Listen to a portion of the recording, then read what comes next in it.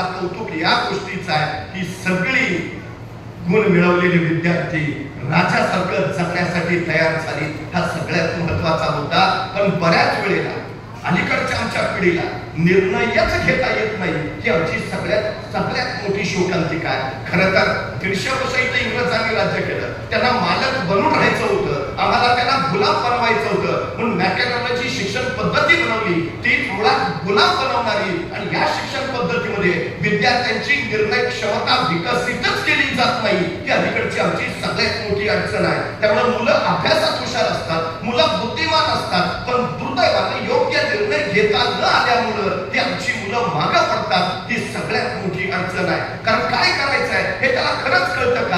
हा सगळ्यात महत्वाचा चिंतनाचा विषय आहे. आमच्या मुलांच्या हातात एक संस्काराचा कंदील द्या, त्याला सांगा तुझ्या पावलापुरता उजेड आम्ही तुला दिलाय, आता तुझी वाट तू चाल. तो चालत राहील, चालता चालता त्याच्या लक्षात येईल आपण आपल्या पायावर उभा आहोत. ज्यावेळी तो पायावर उभा राहील त्यावेळी त्याला दुसरा नियम सांगा, जी माणसं पायानं चालतात ती फक्त अंतर काढतात आणि जी माणसं डोक्यानं चालतात ती ध्येयापर्यंत पोहोचतात. आमच्या पोरांनी फक्त पायाने चालायला नको तर त्यांनी डोक्याने चालायला हवं, हे सगळ्यात महत्वाचं. आणि ज्या दिवशी तो डोक्याने चालायला लागेल त्यावेळी त्याला तिसरा नियम सांगा, आपल्या डोक्यात आणि आपल्या शेतात काय पिकतं याच्यापेक्षा बाजारात काय विकतं हे ज्याला कळतं तो जगाच्या बाजारपेठेत उभा राहतो. आमची ही उद्याची पिढी, आम्हाला जगाच्या बाजारपेठेत उभा करायचा आहे. तेव्हा उद्याचं जग कसं असेल, उद्याची बाजारपेठ कशी असेल आणि त्या बाजारपेठेत माझा मुलगा कसा टिकेल त्यासाठी तरी आता काय केलं पाहिजे, कुठल्या दिशेला गेलं पाहिजे, कोणता निर्णय घेतला पाहिजे याचं ज्ञान असणं ही अत्यंत महत्वाची गोष्ट आहे. खरं तर एक गोष्ट आपण लक्षात ठेवायला हवी, काही माणसं निर्णयच घेत नाही का? चुकला तर निर्णय चुकेल याची भीती त्यांच्या मनात ठाम असते. पण पहिला निर्णय घ्या, चुकला तर अनुभव येईल आणि बरोबर आला तर तो यश देईल. म्हणजे आपला तोटा आहे कुठं?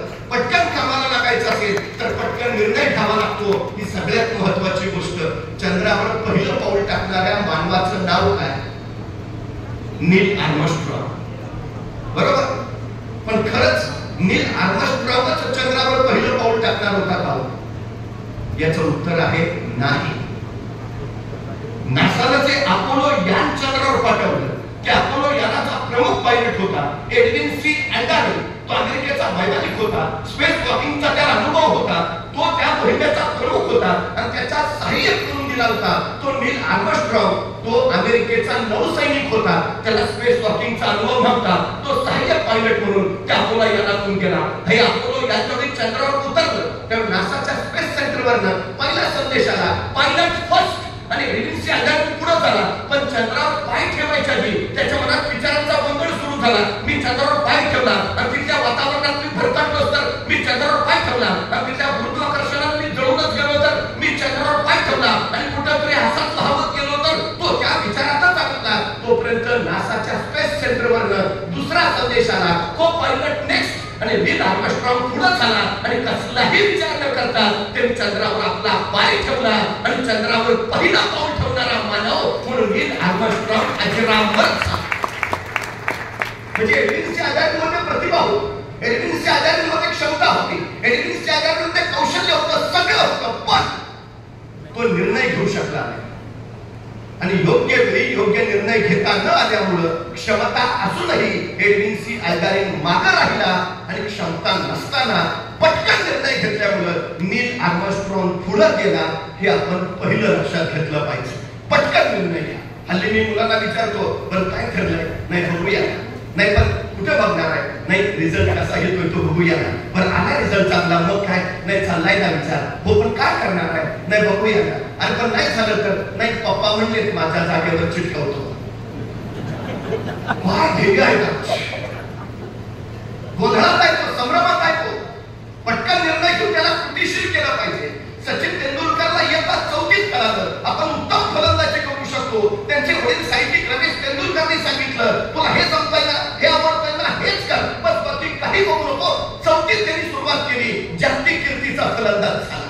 इरफान पठाण 90 मध्ये त्याला कळालं मी उत्तम गोलंदाजी करू शकतो, त्यांनी तिथून सुरुवात केली. तो भारतीय संघात जरूर गेला पण सचिन तेंडुलकर इतकी कीर्ती संपादन नाही करू शकला शकता, कारण सुरुवात उशिरा झाली. जेवढ्या लवकर निर्णय घेऊन लवकर सुरुवात कराल तितक्या लवकर अधिक कीर्तिमान व्हाल. ही सगळ्यात मोठी वस्तुस्थिती आहे. अजून वेळ आहे, अजून मुलगा 10वीत आहे, अजून 12वीत आहे, बघू जरा नंतर असा जर वेळ घालवत बसला तर तो कीर्तिमान कमी कमी होत राहतो. ही गोष्ट आपण लक्षात घेतली पाहिजे. सगळ्यात महत्वाची गोष्ट आहे ती हल्लाचा काळ प्रचंड स्पर्धेचा झाला. म्हणजे सध्या मेडिकलचं ऍडमिशन जर बघितलं तर किमान ते 95% आत येतं. मुलांना मार्कच आता 99-100% पडतात. म्हणजे स्पर्धा किती तीव्र झाली आहे हे आपल्या निश्चितपणे लक्षात आलं असेल. खरं तर मी परवा एका रस्त्याने निघालो होतो. अचानक एका घरातनं मला भांडणाचे आवाज ऐकू आले. आता भांडणाचे आवाज ऐकू आल्यामुळे कान टवकारले आणि माझ्या कानावर ते भांडण पडलं. भांडण कानावर पडल्यावर माझ्या लक्षात आलं भांडण नवरा बायकोच आहे. आता सभ्यतेचा संकेत असा चालतो की नवरा बायकोच्या भांडणामध्ये तिसऱ्यानं आपला कान घालू नये.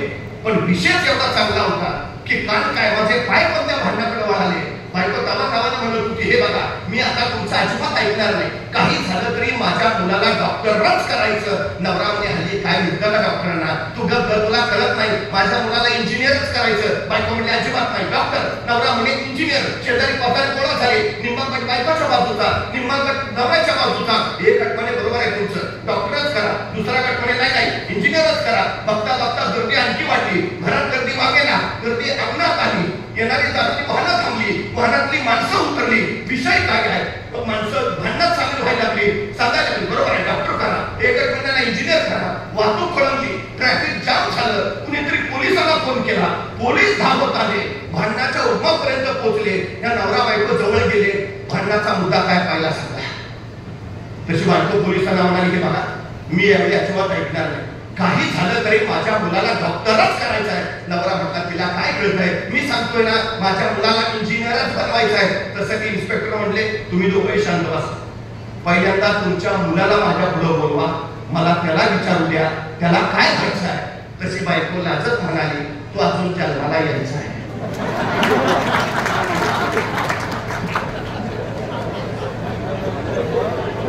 सध्याचा काळच इतका स्पर्धात्मक झालाय की मुलं जन्माल्यावर नव्हे, ते जन्माला यायच्या आधीच त्याच्या शिक्षणाची, त्याच्या करिअरची काळजी पालकाला लागून राहते. ही सगळ्यात मोठी वस्तुस्थिती आहे. अशा वेळी तुमचा योग्य निर्णय त्याच्या आयुष्याला योग्य वळण लावून देऊ शकतो. ही महत्वाची गोष्ट लक्षात असू द्या. आणि एक गोष्ट लक्षात घ्या, यशस्वी कोण होतं, योग्य निर्णय घेतात ते नव्हे, तर घेतलेला निर्णय योग्यच होता हे जे सिद्ध करतात ते.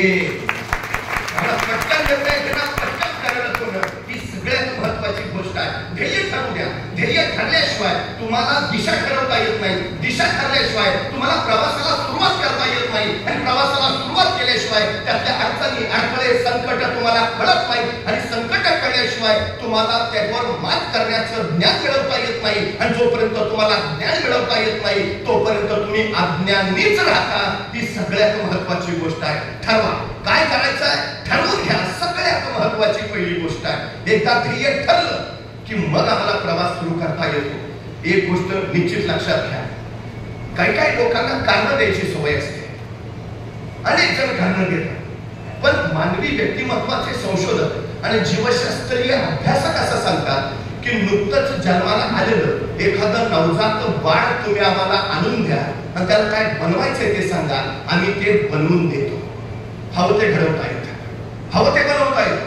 डॉक्टर बनवायचंय बनवू शकता, इंजिनियर मुलाला बनवायचंय बनवू शकता, वकील बनवायचंय बनवू शकता, शास्त्रज्ञ बनवू शकता, अभिनेता बनवू शकता, चित्रकार बनवू शकता, गायक बनवू शकता. जे हवं ते बनण्याच्या सगळ्या क्षमता त्याच्यामध्ये. फक्त ठरलं पाहिजे काय करायचं. मातीच्या ओल्या गोळ्याला जर हवा तसा आकार देता येत असेल तर जिवंत हाडामांसाच्या गोळ्याला सुद्धा हवा तसा आकार देताच येतो. फक्त माती ओली हवी आणि वय संस्कारक्षम हवं हे लक्षात असू द्या. गरजेची गोष्ट आहे की सगळ्यात महत्वाचं काय हवं ते वाटेल ते करता येईल. काही अडचण नाही, काहीही अडचण नाही. तेवढं पक्क ठरणं ही गोष्ट सगळ्यात आणि सगळ्यात महत्वाची. आपल्या मुलांमध्ये सगळ्या क्षमता आहेत, आपल्या मुलांमध्ये सगळी कौशल्य आहेत. खरं एक गोष्ट सांगू, प्रत्येकाला त्या परमेश्वराने काही ना काही अलौकिक दिलंय. आपल्यात काय आहे याचा शोध ज्याला लागला तो यशस्वी झाला. प्रियाजी बेर्डेला शोध लागला, मी अभिनय करू शकते, मी एखादी भूमिका जिवंत करू शकते. त्यांनी त्यांच्यातल्या त्या अलौकिक गुणांचा विकास केला आणि आज अभिनेत्री म्हणून देशभर त्या ख्यातनाम झाल्या. कळालं काय आहे, असं प्रत्येकात काही ना काही आहे, पण दुर्दैवानं आपल्यात काय आहे याचा पत्ताच अनेकांना लागत नाही. ही आमची अलीकडची सगळ्यात मोठी अडचण आहे. जगातलं सगळ्यात श्रीमंत ठिकाण कुठलं माहितीये? स्मशान. अनेकांना परमेश्वरानं अलौकिक गुण दिलेत, पण दुर्दैवानं ते आपल्यात आहेत याचा शोध त्याला लागत नाही. त्या गुणाच्या बळावर जग समृद्ध झाला, पण तो आपल्यात आहे याची माहितीच त्याला नाही. त्यामुळे त्याचा वापर न होता चौघांच्या खांद्यावर तो ज्यावेळी स्मशानात जातो, त्याच्याबरोबर तो अलौकिक गुणही तिथंच पोचतो आणि त्याच्या राखेबरोबर तो तिथंच पडून राहतो. असंख्यांचे असे असंख्य अलौकिक गुण त्या स्मशानात आहेत. म्हणून मी त्या स्मशानाला जगातलं सगळ्यात श्रीमंत ठिकाण. मोठी माणसं ती झाली, यशस्वी माणसं ती झाली ज्यांना आपल्यात काय आहे ते कळालं. सगळ्यात महत्वाचा विषय काही नाही असं आपल्यात नाहीच आहे, हे पहिलं आम्हाला लक्षात घेता आलं पाहिजे. सगळ्यात शब्द आपल्यात. अहो परवा एका मुलाला सहज विचारलं, काय रे 100 मीटर पळशील का? तो 5 मिनिटं माझ्याकडेच बघत असतो. अरे म्हटलं 100 मीटर पळशील का? मग त्याने हळूच विचारलं, 100 मीटर म्हणजे किती? मग मी त्याला विचारलं, अरे काय खेळ खेळतोस का? नाही म्हटलं सगळे खेळ खेळतो, क्रिकेट खेळतो, फुटबॉल खेळतो, हॉकी खेळतो, बॅडमिंटन खेळतो. म्हटलं एवढे सगळे खेळ खेळतो, दिवसभर मैदानावरच असतोस का काय? तो म्हटला मैदानावर नाही, मोबाईलवर खेळतो. म्हटलं मग बरोबर आहे, तुला 100 मीटर काढणारच नाही. मग त्याला सांगितलं इथून तिथपर्यंत जे अंतर आहे त्याला 100 मीटर म्हणायचं, पळशील का? म्हटला करतो प्रयत्न. अरे तुला 100 मीटर सांगतोय पळायला, 5 किलोमीटर थोडं सांगतोय, काय प्रयत्न कर? नाही नाही करतो ना प्रयत्न. बरं म्हटलं मला सांग, हे 100 मीटर अंतर पार करायला तुला किती वेळ लागेल? तो 5 मिनिटं अंतरच बघत बसला. अरे मला सांग ना किती वेळ लागेल? मग म्हटला 5 मिनिटं तरी लागतील. म्हटलं 5 मिनिटं? अरे 100 मीटर पळायचं आहे. हो 5 मिनिटं तर लागतील. अरे हुसेन बोल्टचं ऑलिम्पिकचं रेकॉर्ड 9.98 सेकंदाचा आहे. म्हणजे हुसेन बोल्ट 10 सेकंदात 100 मीटर पळतो, तू 15 सेकंद म्हण, 20 सेकंद म्हण, 25 सेकंद म्हण, का 5 मिनिटं? हो माझं मला माहिती आहे ना. अरे म्हणलं किती वेळ लागेल? सांगितलं ना 5 मिनिटं लागतील. पण तेवढ्यात त्याचा मित्र धावत आला, एक कोण कुत्रा पिसाळला आहे, इतक्या भयान वेगात पळत सुटला, 7 सेकंदात 100 मीटर. मी म्हणतो तुला का हुसेन बोल्ट रे तर बोललोस, हुसेन बोल्टला 10 सेकंद लागतात, तू 7 सेकंदात पळलास. म्हटला मग कुत्रा मागं लागलं होतं. म्हणजे 7 सेकंदात 100 मीटर पळायची क्षमता तुमच्या आहे. बाहेर कधी आली संकट आलं तेव्हा. मग संकट चांगली आहेत का वाईट आहेत? चांगली आहे, त्यांचं स्वागत करायला हवं. संकट तुम्हाला अडवायला येत नाही, संकट तुमची उंची वाढवायला येतात. अडथळे तुम्हाला रोखायला येत नाही, अडथळे तुमच्या क्षमता बाहेर काढतात. अडचणी तुम्हाला थांबवायला येत नाही, अडचणी तुमच्यातली कौशल्य विकसित करतात. संकट अडथळे अडचणी यायलाच हव्या, कारण त्याच तुम्हाला घडवतात. ही सगळ्यात आणि सगळ्यात मोठी वस्तुस्थिती आहे. माणसं विकास करतात नाही, आम्ही गरीब आहे ना. अरे उत्तम, श्रीमंत व्हायला तुला मिळालेली ही सर्वोत्तम संधी आहे. नाही मला जरा बुद्धी कमी आहे, चांगला आहे ना. विद्वान व्हायला तुला मिळालेली ही सर्वोत्तम संधी आहे. स्वतःच्या कमतरताना बलस्थान बनवा, त्या बलस्थानाच्या बळावर स्वतःच्या कर्तृत्वाचा ध्वज फडकवा. हे सांग आमच्या पोरांना. काय काय पोरं नुसती आमची परिस्थिती नव्हती हो, तू ग. मला भयान राग येतो असल्या माणसाचा. आमची परिस्थिती नव्हती हो. परिस्थिती माणसाला घडवती नाही आणि परिस्थिती माणसाला बिघडवती नाही. माणूसच परिस्थिती घडवतो आणि माणूसच परिस्थिती बिघडवतो. ही सगळ्यात मोठी वस्तुस्थिती आहे. नाहीतर शाळेला जायला सुद्धा ज्याला 5 किलोमीटर चालत जावं लागायचं. परिस्थिती इतकी हलाखीची, अशा परिस्थितीवर मात करून आज विलोची सोनवणे या परिसरातल्या असंख्य विद्यार्थ्यांच्या पाठीवर कौतुकाची थाप टाकतात. परिस्थितीमुळे ते तिथेच राहिले. कधी काळी स्वतःकडे सायकल नसणारा माणूस आज लाखोंच्या गाड्या घेऊन फिरतो. हे कशाच्या बळावर? परिस्थिती माणसाला नाही, माणूस परिस्थिती घडवतो. हे पहिलं लक्षात असू द्या. रस्त्यावरच्या विजेच्या खांबाच्या उजेडाखाली बसून डॉक्टर बाबासाहेब आंबेडकरांनी अभ्यास केला आणि त्या अमेरिकेच्या कोलंबिया विद्यापीठात पोहोचले.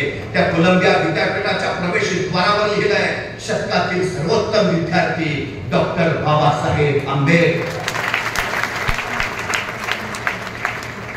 विलक्षण बुद्धिमत्ता होती त्यांच्याकडे, विलक्षण. 10 वर्षापूर्वी त्यांनी एखादं पुस्तक वाचलेलं असायचं आणि कुणीतरी त्यांना 10 वर्षानंतर त्याचा संदर्भ विचारायचा. बाबासाहेब, तुम्ही 10 वर्षापूर्वी हे पुस्तक वाचलेलं, त्याच्या 200 क्रमांकाच्या पानावरच्या दुसऱ्या पॅरेग्राफवरती तिसरी ओळ काय आहे? आणि डॉक्टर बाबासाहेब आंबेडकर लगेच अचूक सांगायचे. लोक म्हणायचे, काय विद्वत्ता, काय बुद्धिमत्ता. आणि डॉक्टर बाबासाहेब आंबेडकर सांगायचे, माझ्या परिस्थितीनं मला दिलेली ही देणगी आहे. माझी परिस्थिती अत्यंत हलाखीची. मला पुस्तकं घेऊन द्यायला माझ्या वडिलांकडे पैसे नसायचे. त्यामुळे माझे वडील काहीतरी इकडून तिकडून करून माझ्यासाठी पुस्तक घेऊन यायचे. ज्यावेळी माझ्या हातात ते पुस्तक पडायचं त्यावेळी मी समजून जायचो, आज हे पुस्तक आपल्या हातात पडलंय, परत कधी मिळेल माहिती नाही. मग आज वाचतानाच असं वाचूया की आयुष्यात या पुस्तकाची परत गरजच पडता कामा नये. रामेश्वरममध्ये पेपर वाटायचं काम करणारे एपीजे अब्दुल कलाम या देशाचे राष्ट्रपती झाले. आदिवासी असलेल्या, स्वतःच्या वैयक्तिक जगण्यात प्रचंड संघर्ष सोचलेल्या द्रौपदी मुर्मू या देशाच्या राष्ट्रपती झाल्या. लाल बहादूर शास्त्री शाळेत जायचे, शाळा गंगा नदीच्या पलीकडच्या काठावर उभा राहायचे, खिशात पैसे नसायचे, नावेतून जावं कसं. बराच वेळ उभा राहिल्यावर कोणीतरी नाविक विचारायचा, लाल बहादूर येतोयस ना शाळेत? आणि लाल बहादूर म्हणायचे, माझ्याकडे पैसे नाहीयेत. अरे नसू दे, उद्या दे. पण उद्या तरी कुठून येतील? अरे बघ आल्यावर दे ना. येतील का नाही कसं सांगू? आई म्हणते, आपलं ओझं दुसऱ्याच्या शिरावर नको, तुम्ही जा, मी येईल. नौका निघून जायची. लाल बहादूर शास्त्री अंगावरचे कपडे काढायचे, त्या कपड्यात स्वतःची वह्या पुस्तकं गुंडाळायचे, त्याचा मुंडासा करून डोक्याला बांधायचे आणि सरळ गंगेत उडी घ्यायचे आणि खापाचा पोहत पलीकडच्या काठावर जायचे. काठावर जाऊन परत कपडे घालायचे, वह्या पुस्तकं हातात घ्यायचे आणि वर्गात जाऊन बसायचे. ते लाल बहादूर शास्त्री या देशाचे पंतप्रधान झाले. कोण होतं तुम्हाला आठवलं? फिलिपाईन्स देशातील रिहा गुलवत नावाची 11 वर्षाची मुलगी, 4वी-5वीत असेल, शाळेच्या धावण्याच्या स्पर्धेत ती पहिली आली. घरी आल्यावर तिला वडिलांना आनंदाने सांगितलं, बाबा मी धावण्याच्या स्पर्धेत पहिली आले. वडिलांनी खुशीत घेतलं, छान बेटा, खूप छान. रिहा सांगली, पण बाबा मी आता शाळेतल्या स्पर्धेत पहिली आले ना, मग माझी राष्ट्रीय स्पर्धेसाठी निवड झाली आहे. अरे अभिनंदन, खूप छान, खूप छान बेटा. तशी रिहा हळूच म्हणाली, पण बाबा आता राष्ट्रीय स्पर्धेत धावायचं ना, मग मला स्पोर्टचे शूज लागतील. बाबा मला धावण्याचे बूट घ्या ना. वडील उठले, घेऊया बेटा, पुढच्या महिन्याचा पगार झाला ना की जरूर तुला धावण्याचे बूट घेऊया. तरी ह्या एवढीशी आनंदली, सरावाला निघून गेली. महिना उठून गेला, राष्ट्रीय स्पर्धा 4 दिवसावर आली आणि त्या दिवशी रिहा आपल्या वडिलांकडे गेली. बाबा स्पर्धा 4 दिवसावर आली आहे, तुम्ही स्पोर्ट शूज घेणार होता. बाबा धावण्याचे बूट. वडिलांच्या डोळ्यात पाणी तरळलं. आपल्या पोरीला जवळ घेतलं आणि भरल्या डोळ्यांनी तो बाप म्हणाला, या महिन्याचा पगार हातात नाही आला बेटा, मी नाही घेऊ शकत तुला बूट, मला माफ कर, मी नाही घेऊ शकत बूट. रिहाचे डोळे पाण्याला भरले, पण ती सरकत तिथून निघून गेली. मला बूट नाही, आता मी स्पर्धेत पडणार नाही असं रिहा म्हणाली नाही की पुन्हा सरावाला लागली. स्पर्धेचा दिवस उजाडला की रिहा स्पर्धेत सहभागी झाली. सगळ्या स्पर्धकांच्या रांगेत उभा राहिली. आजूबाजूच्या स्पोर्टचे कपडे घातलेले, स्पोर्ट शूज घातलेले आणि त्यांच्या रांगेत उभा असणारी अनवाणी पायाची ही 11 वर्षाची रिहा बुलोज आपल्या शेजारच्या स्पर्धकांच्या पायातले शूज तिने बघितले आणि क्षणभर काय वाटलं नसतं, सरकत बाजूला झाली आणि बाजूला जाऊन जखमेवर बांधायच्या पट्ट्या तिने स्वतःच्या पायावर बुटासारख्या बांधल्या आणि त्या पट्ट्यांवर लिहिलं NIKE, नाईके. जणू काय नाईकेचे शूज तिने घातले आणि जखमेच्या पट्ट्या पायाला गुंडाळून हे रिहा त्या स्पर्धकाच्या रंगेत पळायला उभा राहिली. स्पर्धा सुरू झाली आणि रिहाने प्रचंड वेग घेतला. तिला फक्त तिचं ध्येय दिसत होतं, तिला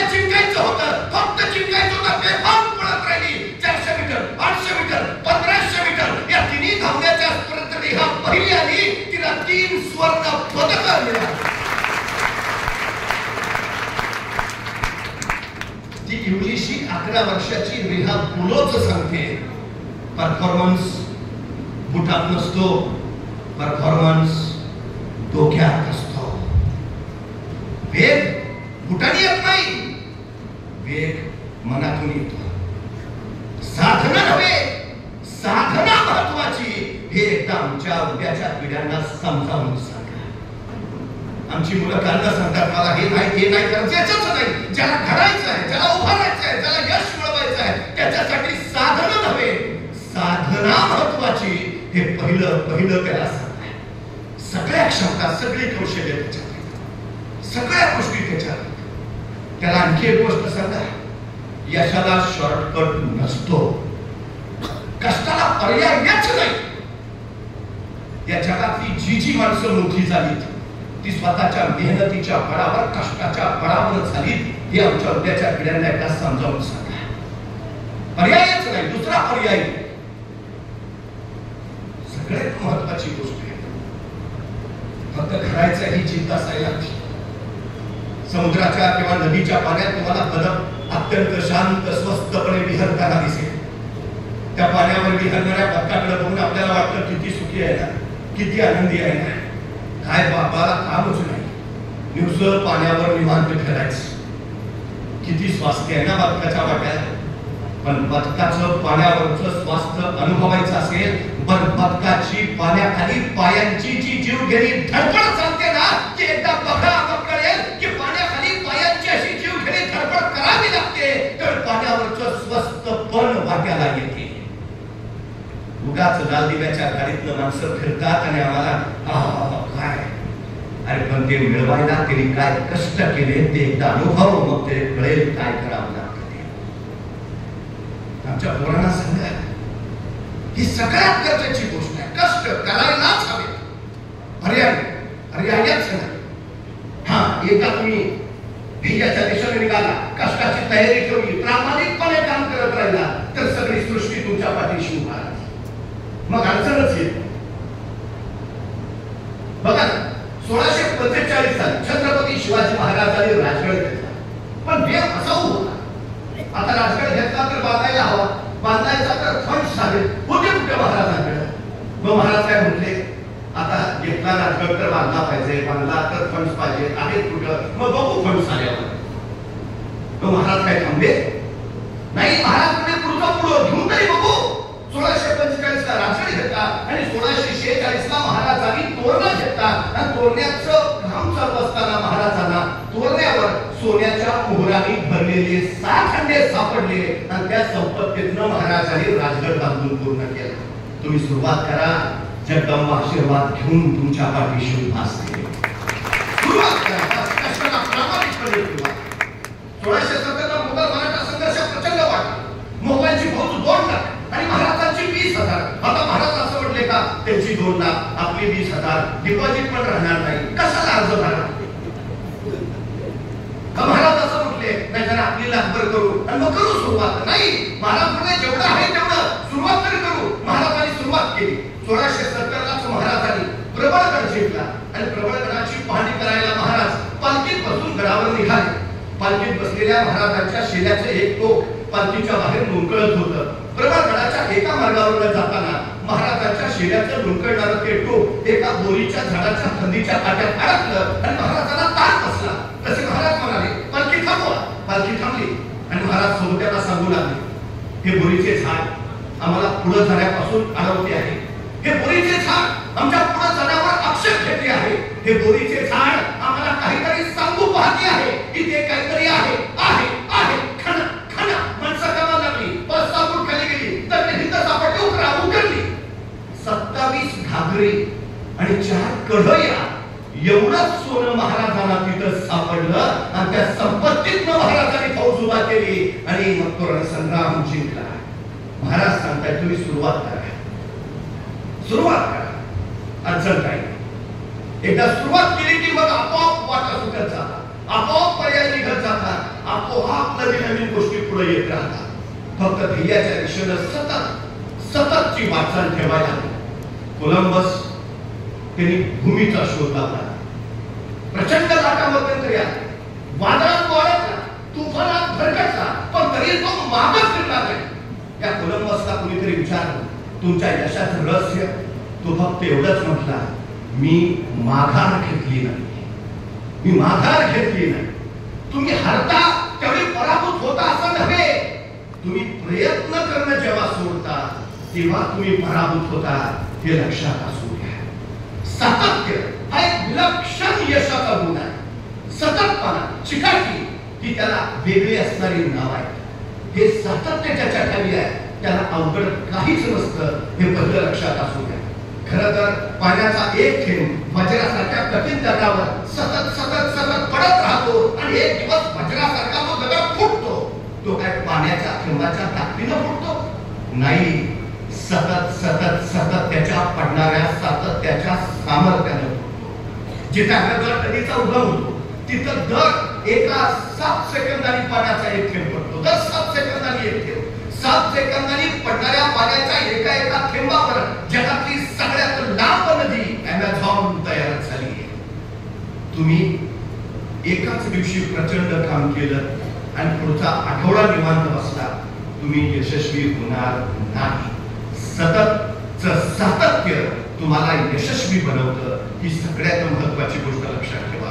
मुंगी बघितली? मुंगी मुंगी केवढीशी, तिचं डोकं केवढंसं, डोक्याचा मेंदू केवढासा, तरी पण त्या मुलीला बरोबर कळतं कुठल्या गावातल्या कितव्या आडीतल्या, कितव्या घरातल्या, कितव्या खोलीतल्या, कितव्या कपाटावरच्या, कितव्या फळीवर किती नंबरचा साखरेचा डबा आहे. सांगावं लागत नाही, रस्ता दाखवावं लागत नाही. मुंगी कणबल असते, महिनाभरात नंबर साखर फस्त करते. आणि एवढीशी मुंगी जर आपलं ध्येय गाठत असेल, आम्हाला अडचण काय आहे? काय अडचण आहे? मुंग्या आंधळे असतात, मुंग्यांना डोळे नसतात, मुंग्या दृष्टीहीन आहेत, पण तरीही मुंग्यांची राग चुकलेली तुम्हाला कधीच दिसणार नाही. आंधळ्या मुंग्या जर शिस्त पाळत असतील तर दृष्टी असणारे आम्ही ध्येयाच्या दिशेनं शिस्तीनं जर गेलो तर अडचण काय येणार नाही. कुणीतरी एका तत्वज्ञाला विचारलं, हे जग कधी संपेल? आणि तो तत्वज्ञ म्हणाला, ज्या दिवशी एखादी मुंगी निवांत आरामात बसलेली तुम्हाला दिसेल त्या दिवशी समजून जा जगाचा अंतकाळ जवळ आला आहे. मला फक्त निवांताने आरामात बसलेली मुंगी दाखवा. अखंड काम करत असते, सतत काम करत असते. आमची पोरं म्हणतात, इतकं काम करायचं, मरायचं का? माणूस कामानं मरत नाही. कामानं मरत असता तर सकाळी जन्मात आलेली मुंगी दुपारी मरण पावली असती. पण मुंग्या जगतात किती माहिती आहे? मुंग्यांचं वय किती आयुष्य?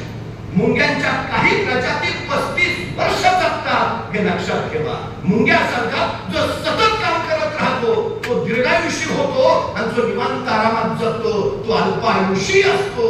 आमच्या नव्या पिढीला हे सूत्र सांगा. ही सगळ्यात आणि सगळ्यात महत्वाची गोष्ट आहे. प्रत्येक गोष्टीला पर्याय निर्माण करता येईल, प्रत्येक गोष्टीला नवं दार निर्माण करता येतं. ज्यावेळी आपल्यासाठी एखादं दार बंद होतं त्यावेळी आता सगळं संपलं असं समजायची अजिबात कारण नाही. परमेश्वर ज्यावेळी एक दार बंद करतो त्यावेळी तो आपल्यासाठी इतर 10 दार उघडी करत असतो, हे पहिलं लक्षात असू द्या. छत्रपती शिवाजी महाराजांच्या यशाचं सगळ्यात मोठं रहस्य महाराजांनी पर्याय निर्माण केले. आमच्या मुलांच्यात हा गुण जाणीवपूर्वक घाला, सगळ्यात महत्वाचा. अहो बघा ना, 40,000ची फौज अफजल खान चालू करून आलाय. महाराजांनी तानाजीला सांगितलं, खान 40,000 फौजांनी शिरतोय, ताना आपली फौज गोळा करा. फौज गोळा झाली. महाराजांनी विचारलं, ताना किती झाले? आणि तानाजी म्हणाले, जी 7,500. 7,500? अरे खानाचे 40,000 आहे, आपले एवढेच. आणि पण खान 40,000 फौजेनिशी आहे. महाराज होती नव्हती तेवढी सगळी गोळा करून आणल्या, राणावनातली डोंगरकऱ्यातली गुरामागची पण धरून आणल्या. आता ह्याच्यापेक्षा आपली फौज वाढूच शकत नाही. आता महाराजांनी काय करावं? खानाचे 40,000, आपले 7,500. महाराज काय म्हटले, परत फिरूया, माघारी घेऊया, शरण जाऊया. काका खान असा तसा मारणारच आहे, सरळ आत्महत्या करून मोकळे होऊया. काय विचार केला महाराजांनी? महाराजांनी पर्याय निर्माण केला. आपलं सैन्य वाढवता येत नाही ना, ठीक, मग खानाचं कमी करा. आपलं नाही वाढवता येत नाही ना, ठीक आहे, मग खानाचं कमी करा. पर्याय निर्माण केला. तुम्ही ध्येयाच्या दिशेनं जाताय ना, अडचणी येणारच नाही, पण मात करून पुढे जाता आलं पाहिजे. रस्त्याने चालता चालता खडे टोचतील, खडे टोचते म्हणून वाट बदलू नका, मागायला तर अजिबात करू नका. थोडेसे दमडवा, खाली झुका, वाटेचे टोचणारे खडे उचला, बाजूला फेका, पुढे चालत राहा. चालता चालता एखादा दगड आडवा येईल, आता दगड आडवाला म्हणून मागे फिरू नका, वाट तर अजिबात बदलू नका. सरळ त्या दगडावर उभा राहा, स्वतःची उंची वाढवून घ्या आणि पुढे चालत राहा. चालता चालता एखादा डोंगर आडवा येईल, आता डोंगर आडवाला म्हणून मागे फिरू नका, वाट तर अजिबात बदलू नका. डोंगराला भिडायचा प्रयत्नही करू नका. थोडं निरीक्षण करा, डोंगराच्या नादाला न लागता सरळ त्याला वळसा घाला आणि पुढे निघून जा. पुढे यशच तुमच्या स्वागताला उभा असतं.